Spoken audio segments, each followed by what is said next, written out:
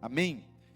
Bom, eu quero compartilhar uma palavra com você, que nós começamos semana passada, essa palavra com o tema Pare de Cuidar de Porcos. Nós ministramos sobre essa palavra semana passada, e nós aprendemos alguns ensinos, em cima da parábola do filho pródigo, que está lá em Lucas, o Evangelho segundo escreveu Lucas, o médico, capítulo 15.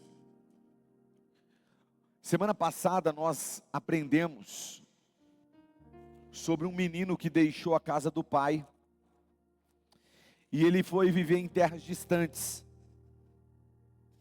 e lá ele foi reconhecido como alguém que tinha, mas que não dava valor naquilo que tinha.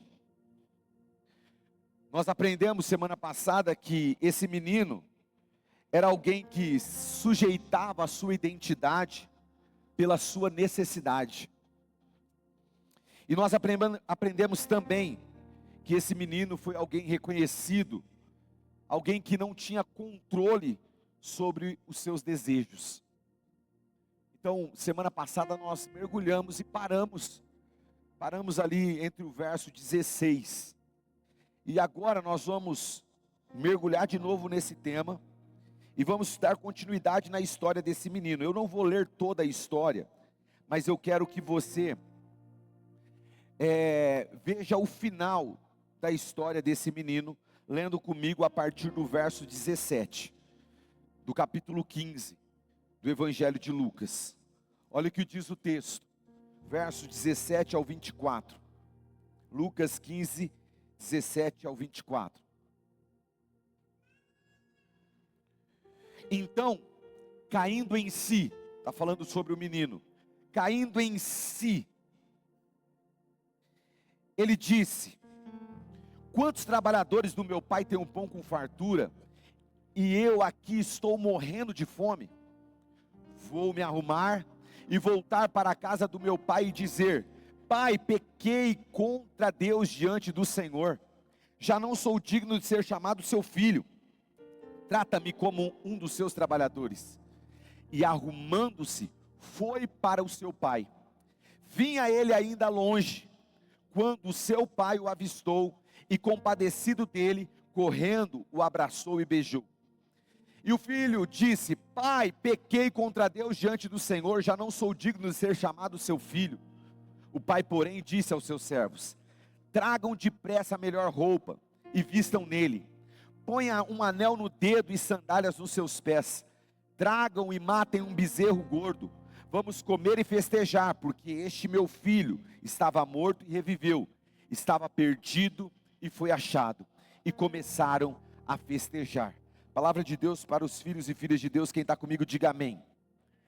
Queridos, existem lugares em que nós entramos por escolhas erradas. Por escolhas erradas. E esse menino está vivendo exatamente isso. Uma escolha errada fez ele viver, pelo menos um momento da sua história, num chiqueiro, cuidando de porcos. Mas eu estou aqui para falar para você que da mesma forma que existe momentos que nós vivemos, fruto de decisões erradas que nós tomamos, nós também podemos sair do local que nós estamos, dessa consequência das decisões erradas que nós tomamos, a partir do momento que nós temos uma consciência e decidimos. Quando nós temos palavras que nos dá direção, quando nós fazemos dos valores que nós temos a nossa identidade, nós podemos sair de lugares aonde eu e você nos enfiamos por decisões erradas que tomamos, a partir do arrependimento, que é uma reconciliação com Deus. Nós podemos viver isso. Há momentos em que a vida se torna uma grande escola, e tem que ser uma grande escola. Nós não podemos tratar os nossos erros, ou as consequências de decisões erradas que nós tomamos, simplesmente como algo que passou na nossa história. Não, nós precisamos olhar para as decisões que nós tomamos erradas e as consequências que essas decisões geraram, ou lugares que nos levaram. Nós precisamos olhar para essas realidades e perceber que ali existe um ensino. Existe um ensino. Nós aprendemos através de conselhos, nós aprendemos observando pessoas, mas também aprendemos nos momentos em que nós erramos e entramos em lugares fruto das decisões erradas que nós tomamos. Nós aprendemos também. Nós aprendemos quando nós estamos cuidando de porcos, como esse menino estava cuidando. O filho do Evangelho de Lucas capítulo 15, que é uma parábola contada por Jesus, ele saiu da sua casa acreditando que ele sabia viver. Ele queria liberdade, ele queria independência, ele queria administrar a sua própria vida, ele queria desfrutar da herança, longe da presença do seu pai. Mas aquele que saiu da casa com dinheiro no bolso, ele terminou desejando comer a comida dos porcos. É uma trajetória impressionante. Por quê? Porque ele sai da casa do pai para uma terra distante, da abundância que era a casa do pai para um lugar de escassez. Ele sai da dependência para uma independência. Ele sai de filho para empregado. Ele sai da mesa do pai para o chiqueiro. E isso tem que ser observado nessa parábola contada por Jesus. Por quê? Porque essa é a realidade do pecado na nossa vida. O pecado sempre promete uma coisa e entrega outra. Promete liberdade e te entrega o quê? Escravidão. Promete prazer e entrega o quê? Vazio no seu coração. Promete uma autonomia, mas mostra para você que você fica dependente de coisas que destroem você. Promete uma vida melhor longe do Pai, mas você termina fazendo aquilo que você nunca imaginou que faria. Se eu abrir para você contar o seu testemunho aqui, muitos filhos aqui teriam vergonha de contar realidades que viveram quando estavam distantes da casa do Pai, porque o pecado prometeu e entregou outra coisa. Agora, o que é poderoso nessa passagem? Poderoso nessa passagem é que o chiqueiro não foi o último capítulo da vida daquele jovem. E eu estou aqui como profeta de Deus nessa noite para profetizar na tua vida e falar para você que hoje você está num lugar fruto de consequências do seu pecado. Talvez você esteja vivendo um momento na sua vida fruto de decisões erradas, mas essa realidade não é o último capítulo da sua história. Um lugar de maior humilhação pode se tornar um lugar de aprendizado. Eu poderia falar aqui, pode se tornar um lugar de exaltação, mas a gente precisa parar com esse discurso. Esse discurso que, Deus vai nos exaltar, e aí a gente esconde as consequências dos nossos erros, tentando trazer um final que não nos ensinou nada. É como se Deus tivesse que resolver os problemas que você mesmo arrumou. Então esse jovem está num lugar de humilhação.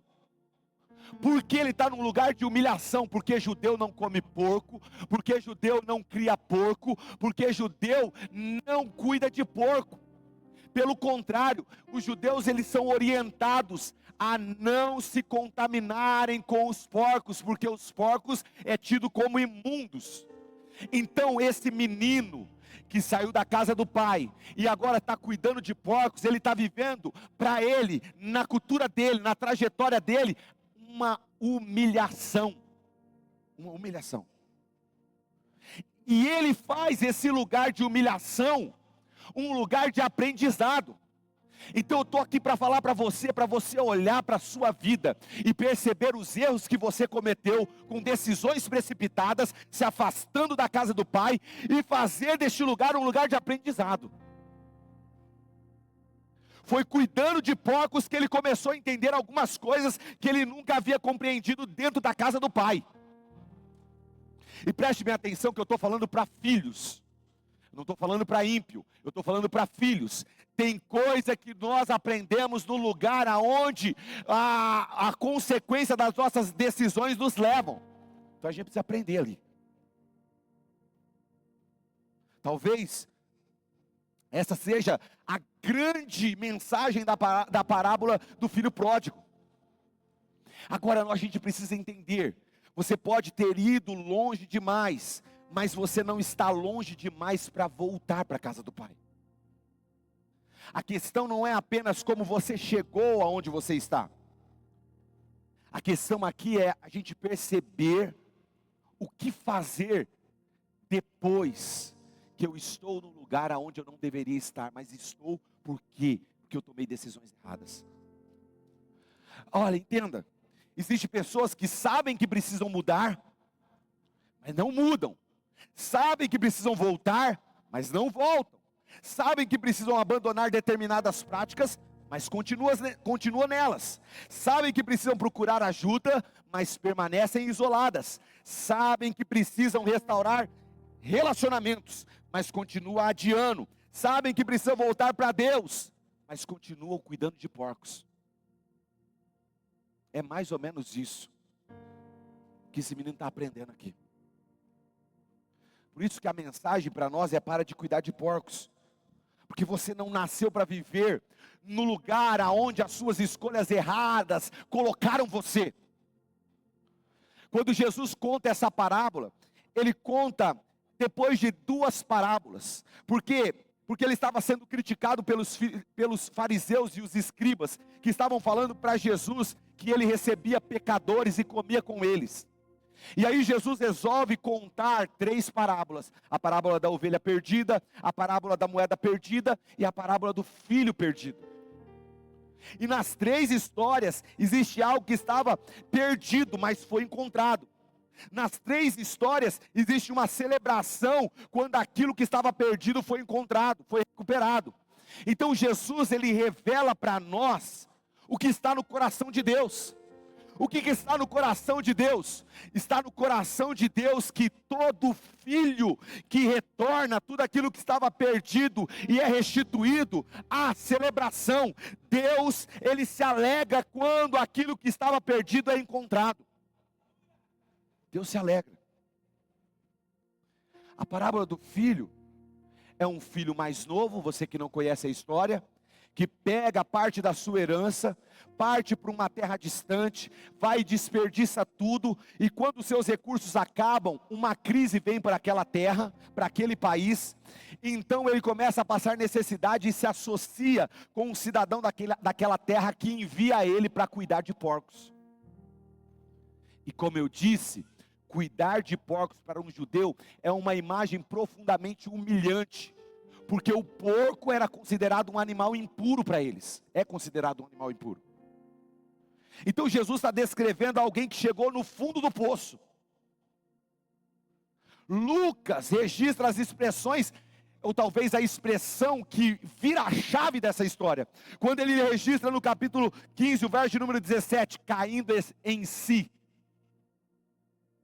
Ou seja, algo acontece dentro dele antes de acontecer ao redor dele. A restauração começou quando a sua consciência despertou. E hoje eu estou aqui nessa noite para despertar a sua consciência junto com essa história, para você cair em si e virar a chave da sua vida. Naquele lugar de cuidar de porcos, de podridão, naquele lugar de humilhação, aquele jovem aprendeu 4 lições. 4 lições. A primeira lição é que o que muda a sua vida não é o que você sabe que você tem que fazer. O que muda a sua vida é o que você decide fazer. Vou repetir para você entender. O que muda a sua vida não é o que você sabe o que tem que fazer. O que muda a sua vida é o que você decide fazer. Porque o texto diz para nós, verso número 17 e 18. Vamos no 17. Caindo em si, disse: quantos trabalhadores do meu pai têm um pão com fartura, e eu aqui morro de fome? O verso de número 17 mostra que ele caiu em si. Ele olhou ao redor e ele percebeu. Agora o verso de número 18 fala assim: levantar-me-ei e irei ter com meu pai. Observe a progressão. Ele cai em si, ou seja, ele percebeu a desgraça que ele estava vivendo, ele percebeu a humilhação que ele estava vivendo, ele percebeu que ele estava ali, fruto de decisões erradas que ele tinha tomado, e ele disse, ou seja, ele reconheceu, e ele disse: levantar-me-ei. Há uma decisão aqui, ele decide. E o texto continua, depois lá na frente você vai ver que ele levantou-se e foi para o seu pai, ou seja, ele agiu.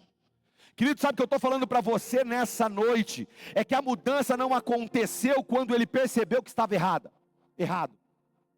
A mudança aconteceu quando ele se levantou. Então não adianta você só perceber que está errado. Não adianta você só perceber que aquilo que você está vivendo é fruto de decisões erradas. Não, você precisa se levantar. Porque existe uma diferença, uma distância entre saber e fazer. O filho sabia onde estava a comida, o filho sabia aonde estava o pai, o filho sabia aonde ficava a sua antiga casa, o filho sabia o caminho de volta, mas enquanto ele permaneceu sentado no chiqueiro, toda essa decisão não mudou nada na realidade dele. Mas quando ele falou: eu sei, mas eu vou me levantar e vou para a casa do meu pai, as coisas começaram a mudar. O que eu estou falando para você nessa noite? Você pode saber o caminho e continuar perdido. Você pode saber que precisa abandonar e continuar praticando. Você pode saber que precisa perdoar, mas continua ressentindo. Você pode saber que precisa mudar os seus hábitos, mas continua repetindo os mesmos comportamentos. Você pode saber que precisa buscar a Deus, mas continua distante dele. Você pode saber. Agora o que você precisa entender, que o Evangelho não é uma informação, o Evangelho é uma condução a decisões, a mudança de vida, a transformações, ou seja, o conhecimento do Evangelho produz transformação. Conhecimento sem decisão produz apenas uma consciência informada, e não uma vida transformada. Tem muita gente levando o Evangelho dessa forma. Tem muita informação sobre o Evangelho, tem muita informação sobre Jesus, tem muita informação sobre pecado, tem muita informação sobre santidade, mas só informação, não há transformação. E aonde está o erro? Tiago disse isso, Tiago capítulo 1, verso número 22, Tiago 1, 22, ele diz assim: tornai-vos, pois, praticantes da palavra, e não somente ouvintes, enganando-vos a si mesmo. Enganando-vos a vós mesmos. O que Tiago está falando? Não adianta só ter informação, tem que praticar. Você tem que praticar. O próprio Jesus disse isso em Mateus capítulo 7, verso número 24, quando ele fala sobre os dois construtores, e quando ele vai descrever o último construtor que construiu a sua casa sobre a rocha, ele diz no verso 24, todo aquele, pois, que ouve estas minhas palavras e as pratica, será comparado a um homem prudente que edificou a sua casa sobre a rocha. O que Jesus está falando? Tem que praticar. Há uma diferença, não é apenas ouvir, a diferença está em praticar. A gente precisa tomar muito cuidado, porque com a procrastinação, não, amanhã eu faço, amanhã eu mudo, ou a gente precisa tomar cuidado com aquela frase, um dia. É um dos maiores inimigos da transformação, é uma das maiores revelações de quem vive adiando, é aquela pessoa que fala assim, um dia eu mudo, um dia eu volto, um dia eu começo, um dia eu perdoo, um dia eu abandono isso, um dia eu busco Deus de verdade. Ei, querido, O filho pródigo poderia ter passado o resto da vida dizendo: eu sei que a casa do meu pai é melhor. Ele poderia. Um dia eu volto para lá. Um dia eu volto para lá. Um dia eu começo de novo. Um dia eu faço tudo de novo. Um dia. Ei, querido, você precisa parar com isso. Você precisa parar com essa realidade. Não adianta viver um evangelho sem prática. Não adianta você viver uma realidade que tem mudado a sua mente e você não botar isso em prática. O filho fala assim: levantar-me-ei. A mudança começa não é com eu sei, a mudança começa com eu vou. Eu vou. A mudança começa a partir desse momento. Enquanto existe oportunidade, existe uma decisão que pode mudar a sua história ou a direção da sua história. Qual é a decisão que você precisa tomar? Qual é a decisão que você está adiando e você sabe que você precisa tomar? Talvez você não precise de uma nova revelação, e eu estou aqui para falar isso para você. Talvez você precise obedecer à última revelação que Deus já te deu.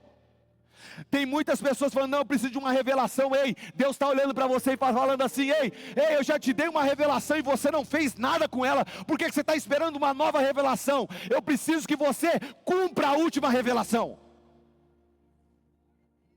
Ei, entenda isso. Há momentos que nós precisamos parar de dizer eu sei e começar a falar assim: não, eu vou mudar, eu vou me levantar. Talvez você precise obedecer à última revelação que Deus te deu. Então para de esperar sentir vontade para fazer aquilo que você sabe que você precisa fazer. Eu estou com a vontade. Querido, era desafiador. Esse menino não ia sentir vontade, porque ele teria que confrontar o orgulho dele. Ele perdeu tudo, ele teria que encarar o seu pai, aquelas pessoas que serviam o seu pai, ele teria que encarar tudo isso. Agora, ele entende que uma decisão precede a mudança, e ele precisava mudar. Aquele chiqueiro não era o lugar dele, então, para ele mudar, ele precisava decidir. O que você está esperando para decidir? O que você está esperando? Você não pode fazer do chiqueiro o seu lugar. Você não sai do chiqueiro enquanto você não descobrir o quão ruim ele é. Não. Você já sabe que é ruim. Então você precisa só tomar uma decisão para sair daí. Porque o menino sabe que o chiqueiro é ruim. Então o que muda o lugar não é saber se o lugar é ruim ou bom. O que muda o lugar é a minha decisão de se levantar dali e falar assim: eu não aceito mais isso. Eu não aceito mais isso. É a gente parar: amanhã eu faço. Você vai continuar falando. O médico já falou para você cuidar da sua saúde, você está falando: amanhã eu faço. Amanhã eu mudo. Até quando você vai parar de ter só informações e começar a colocar em prática aquilo que pode mudar a realidade da sua vida? 2, esse menino nos ensina a ensaiar o nosso futuro. Ensaie o seu futuro. Verso 18, ele está ensaiando. Põe o verso 18 para mim. Ele diz assim: levantar-me-ei. Ele não chegou ainda.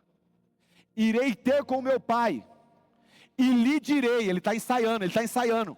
Pai, pequei contra o céu diante de ti. Antes dele chegar na casa do pai, o filho começou a construir isso, o caminho de volta na sua mente. Ele disse: eu irei, eu direi. Ele começou a ensaiar o futuro que ele desejava viver. Isso é poderoso, querido. Enquanto o seu corpo ainda estava lá perto dos porcos, enquanto o seu nariz estava sentindo a caatinga dos porcos, enquanto os seus olhos estavam vendo os porcos, enquanto o seu corpo estava sujo com a sujeira dos porcos, ele está com a mente ensaiando o caminho de volta para a casa do pai. Ele está ensaiando o futuro dele. Antes dele mudar de endereço, ele mudou a sua conversa interior. Antes dele mudar de lugar, de endereço, ele parou de pensar como como aquele lugar queria que ele pensasse. Ele começou a pensar como ele queria chegar na casa do Pai, como ele iria se portar diante do Pai. Querido, preste bem atenção no que eu estou falando para você nessa noite. O lugar que você está não vai determinar o que você está pensando, porque você pode projetar, ensaiar o seu futuro, você pode condicionar a sua mente à frente. Nós tivemos que viver isso como igreja. Como sair de um lugar de 200 pessoas para um lugar de 1.500 pessoas, mudando a mentalidade. Porque se nós estivéssemos com a mesma mentalidade, não, eu tenho que conhecer todo mundo na igreja, nós não estaríamos aqui. Tudo começa com a mudança na mente. É a sua visão, e a visão está na onde? Está na mente. Pastor, a visão está na mente? Sim. Quantos aqui já tiveram um pesadelo? Já teve pesadelo? Você estava com o olho aberto ou fechado? Fechado, mas você via. Porque a visão está na mente. Os olhos só revelam o cenário que está à sua volta, mas a sua visão está na mente. E a gente precisa entender isso. Por isso que em Provérbios capítulo 23, verso número 7, o escritor de Provérbios diz assim: porque como imagina em sua alma, assim você é. Como você imagina na sua alma, assim você é. Paulo vai até nos lembrar: ei, pensai nas coisas do alto, e não nas que estão aqui na terra. Colossenses 3:2. O mesmo Paulo vai falar assim, Filipenses 4:8, tudo que é verdadeiro, tudo que é respeitável, tudo que é justo, tudo que é puro, tudo que é amável, tudo que é de boa fama, que seja o que ocupe o vosso pensamento. Por que há textos que falam sobre essa realidade de mente e pensamento na Bíblia? Porque, querido, existe uma batalha acontecendo na nossa mente, e quem só visualiza o que está diante dos teus olhos, vive a partir do cenário que está vivendo. E se você está vivendo no chiqueiro, para você não tem outro lugar. O chiqueiro é sua vida. Você não consegue enxergar além do chiqueiro.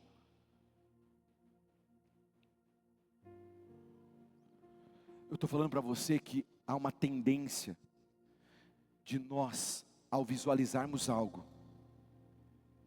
repetirmos a nossa vida e tornarmos aquela realidade um cotidiano. Você não consegue projetar.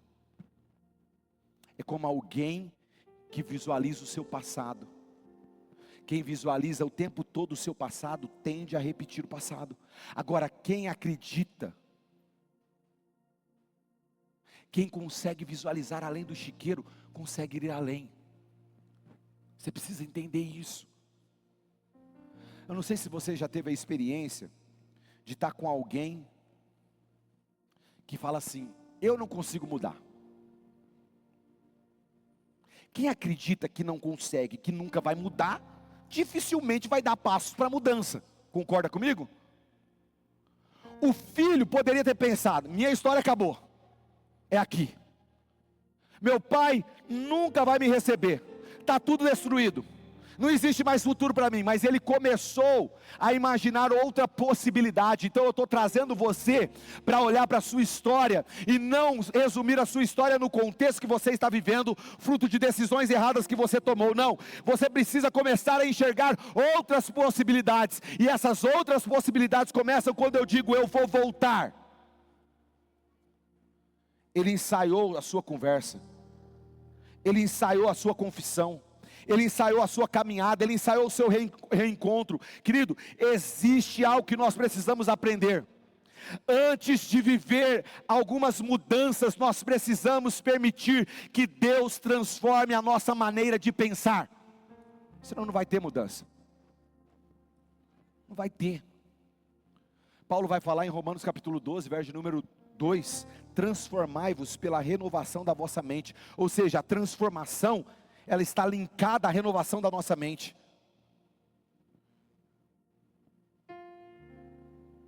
A gente precisa entender isso. Toda mudança significativa na sua vida, ela sempre vai ser precedida por quê? Por uma mudança na vida, aqui na mente. Então você precisa começar a ensaiar, e ensaiar pela fé. Ensaiar pela fé a vida que Deus deseja construir para você.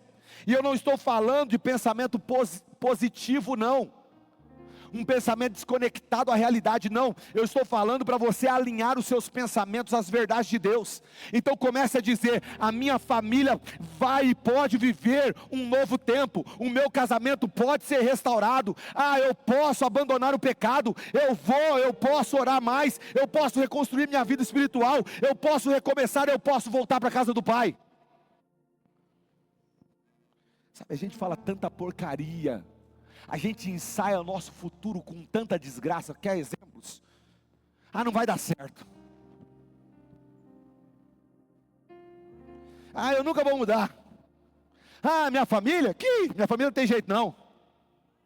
Eu sempre fui assim, eu vou morrer assim. Minha vida acabou. Querido, cuidado com os discursos que você repete para si mesmo. Porque você está construindo uma mentalidade, e o resultado do seu comportamento está naquilo que você mentaliza. O filho pródigo, ele olha e fala assim: então eu irei ter com meu pai. Eu irei, eu direi, eu voltarei. Para de ensaiar fracasso. Tem pessoas que ensaiam fracassos que nem aconteceram ainda. E comece a preparar o seu coração para aquilo que Deus pode fazer através da sua obediência. Eu vou repetir: prepare o teu coração para aquilo que Deus quer fazer através da sua obediência. Por quê? Porque o seu corpo ainda pode estar perto de porcos, mas a sua mente já pode começar a caminhar em direção daquilo que Deus quer fazer. Você pode estar vivendo um cenário de destruição, de humilhação, mas a sua mente está saindo dali e está se projetando para aquilo que Deus quer fazer. Esse menino aprende um terceiro ensino: a riqueza da vida não está em ter, a riqueza da vida está em ser. Como assim, pastor? O verso 19, ele fala: eu já não sou digno de ser chamado teu filho, trata-me como um dos teus trabalhadores. Mas o que isso tem a ver, pastor? Entenda, olha o que eu vou falar para você aqui. Quando ele saiu da casa, o filho está preocupado com aquilo que ele tinha. No verso de número 12 do capítulo 15, ele fala assim: pai, dai-me parte dos bens que me cabe. Ele está preocupado com aquilo que ele tinha. Então ele sai da casa do pai preocupado com aquilo que ele tinha. Agora ele voltou e a sua preocupação era outra. Já não é mais pensando nos bens, ele voltou pensando na sua identidade. Me trata como um trabalhador, pai. Olha que interessante. Ele saiu querendo o que era do pai. Agora ele está voltando querendo estar perto do pai. Pai, nem que for como trabalhador, me trata como um, porque eu não posso sair daqui. O filho está tomando uma decisão. E que decisão dolorosa. Que lição dolorosa que ele aprendeu. Ele aprendeu que ele só pode, viver aquilo que o pai tem para ele, nada mais. E o pai tinha para ele o quê? Identidade. O que eu estou falando para você é que você pode ter as coisas, mas também pode se perder em si mesmo. E Jesus falou sobre isso. Mateus capítulo 16, verso 1 ao 26, sabe o que Jesus falou? Pois, que aproveitará o homem se ganhar o mundo inteiro e perder a sua alma? O que vai ganhar o homem? O mundo, ele está medindo você, ele mede a riqueza por aquilo que você possui. Mas Deus olha para aquilo que você é. A gente precisa entender isso. O mundo está perguntando: quanto você tem? Deus está perguntando: o que você se tornou? O que você está se tornando? Lembra que o evangelista Lucas, ele vai falar que Judas Iscariotes se tornou o traidor. Ele não era. O texto fala que ele se tornou. O que você está se tornando? Porque o jovem começa a sua história querendo a herança, mas agora ele termina querendo o relacionamento. No início, ele dizia, dai-me. Agora ele está falando assim, trata-me. E isso revela o que? Uma transformação no interior. Porque antes ele queria só receber, agora ele quer pertencer. Antes ele queria os recursos, agora ele quer relacionamento. Antes ele queria a herança do pai, agora ele quer a presença do pai. Querido, isso é algo muito extraordinário. Por quê? Porque o filho voltou acreditando que poderia ser um trabalhador. Ele ensaiou o futuro dele querendo ser um trabalhador, mas o pai surpreendeu ele e mostrou para ele que ele era filho. O filho perdeu o dinheiro, mas continua filho. O filho perdeu os bens, mas continua filho. O filho perdeu a sua dignidade social, mas continua filho. Sabe por quê? Porque o pecado não pode mudar aquilo que Jesus fez por você na cruz. O pecado não pode destruir a imagem de Deus em você. Ei, querido, o que o filho está entendendo agora é que a graça estava envolvendo ele, e a graça é mais poderosa do que o pecado. Ele está entendendo isso. A distância não anulou a paternidade. O fracasso não cancelou uma identidade. O pecado fez o que com esse filho? O pecado afetou a comunhão dele com o pai. Mas o dia que ele falou assim, eu vou levantar e vou ter com o meu pai, querido, tudo mudou. Talvez uma das maiores tragédias da vida não é possuir as coisas, mas é as coisas nos possuírem. Esse menino deixou a casa do pai porque ele estava dominado por aquilo que ele possuía, por aquilo que ele tinha. Dai-me, dai-me, eu quero o meu bem. Ei, preste bem atenção, você não pode negociar com aquilo que você tem. Talvez você esteja construindo a sua identidade sobre coisas, sabe, que podem desaparecer. Cargos, dinheiro, posição, reconhecimento, aplauso, influência, bens, tudo isso pode mudar. Mas se você construir a sua identidade em Cristo, querido, isso não vai mudar. 1 de João 3,1 diz assim, vede que grande amor nos tem concedido o Pai, a ponto de sermos chamados filhos de Deus. Ou seja, você não precisa apenas recuperar coisas, você precisa recuperar a sua identidade, porque a sua identidade ela é inabalável.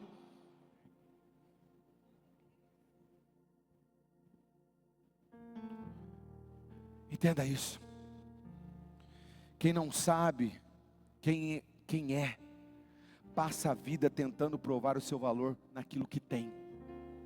Olha para quem tem e está sem identidade. Vive tentando provar aquilo que é por aquilo que tem.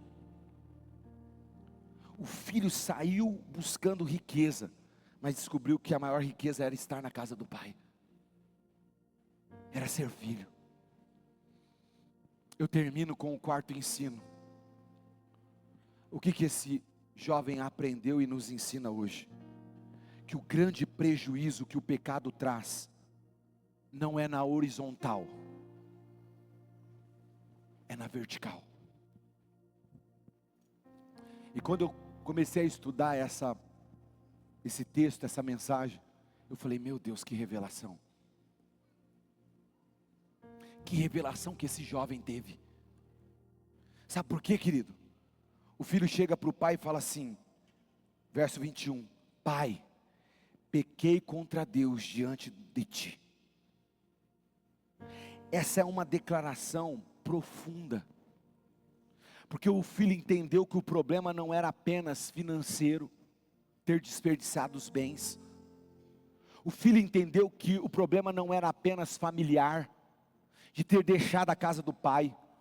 O problema não era emocional, o problema não era apenas social, o problema era espiritual. Então ele fala, eu pequei contra Deus.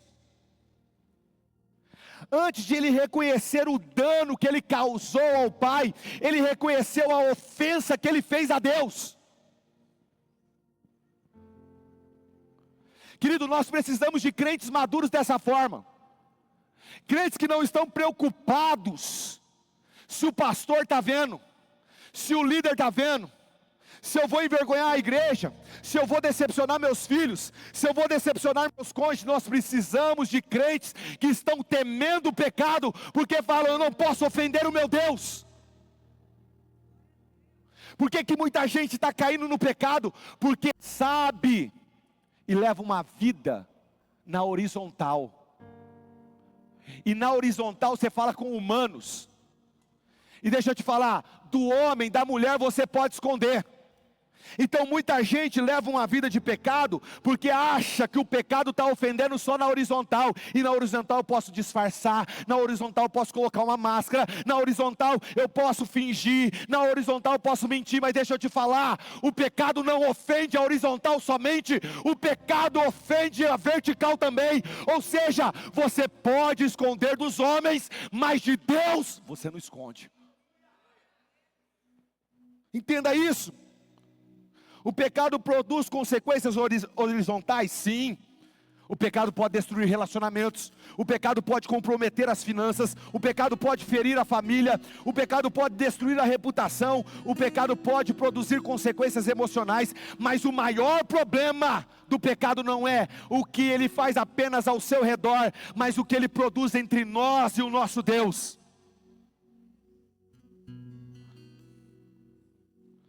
Davi reconheceu o seu pecado e ele declarou no Salmo 51, verso número 4: pequei contra ti somente fiz o que era mal perante os teus olhos. Davi tinha consciência, e ele havia pecado contra pessoas, mas ele tinha consciência, ele compreendeu que a última instância de todo pecado afrontava a santidade de Deus. O filho está aprendendo isso. O filho está aprendendo o que muitos cristãos precisam aprender: o seu pecado ofende a Deus. Antes de ele ofender a sua casa, a sua família, antes de ele destruir a sua casa, ele destrói o seu relacionamento com Deus. E quem é você sem Deus? Agora olhe José. José entendeu isso antes de pecar. Sabe por quê? Quando a mulher de Potifar, José do Egito, quando a mulher de Potifar vai seduzir, vai tentar contra José, sabe o que José diz em Gênesis capítulo 39, o verso número 9? Como, pois, eu cometeria tamanha maldade e pecaria contra o meu Deus? Sabe a maior declaração de amor que um homem pode fazer para a sua mulher, ou a sua mulher para o seu homem? É quando ele fala assim: eu não traio você porque eu amo a Deus. Isso é um homem crente, é alguém que tem temor. Sabe por que eu não traio a Nayeli? Porque eu amo a Deus, eu amo a Deus, e o meu amor por Deus é tão grande, que a minha fidelidade é demonstrada nas minhas relações. Se a gente começar a entender isso, que o nosso amor por Deus é maior, a consequência será nas relações. Eu não tenho medo de cair em adultério, porque eu vou ofender minha geração, os meus filhos, porque eu vou gerar vergonha na minha casa, porque eu vou acabar com o meu casamento, porque eu vou destruir com o meu ministério. Não, o meu medo é cair, porque eu vou estar separado do meu Deus. Do meu Deus. O problema do pecado é com Deus, querido. José sabia disso. José não pensou só no Potifar, o seu patrão. Ele não pensou só em Potifar, não. Ele falou assim: como eu farei isso contra Deus? Essa é a consciência que nós precisamos recuperar. Eu não posso pecar, Senhor, porque eu vou ofender, eu vou me separar do Senhor, eu vou criar uma barreira entre mim e o Senhor, e eu não consigo viver sem o Senhor. Eu sou um fracassado se o Senhor não estiver comigo. Eu vou cuidar de porcos se o Senhor não estiver comigo. Eu vou desejar comer a alfarroba dos porcos. Eu vou ser rejeitado, vou ser abandonado, porque o Senhor não está comigo. Esse é o problema do pecado. Sabe, querido, as pessoas lamentam ao perder o seu casamento, lamentam a perder o seu dinheiro, lamentam a perder oportunidades, lamentam a perder a sua reputação, mas o verdadeiro arrependimento acontece como Davi, que ele fala: Senhor, restitui a alegria da minha salvação e me sustenta com o espírito voluntário. Senhor, não retire de mim o teu Santo Espírito. É o Davi que pecou, é o Davi que falou: eu ofendi a Deus, mas eu não posso ficar sem Ele. Senhor, tem misericórdia, eu pequei contra o Senhor. Querido, preste bem atenção, nós vivemos num tempo onde o temor dos homens é maior que o temor a Deus, e você foi chamado para temer a Deus, para temer a Deus. A graça barata, ela vem de um perdão sem arrependimento, um discipulado sem cruz, uma graça sem transformação. O filho pródigo não voltou apenas porque estava com fome.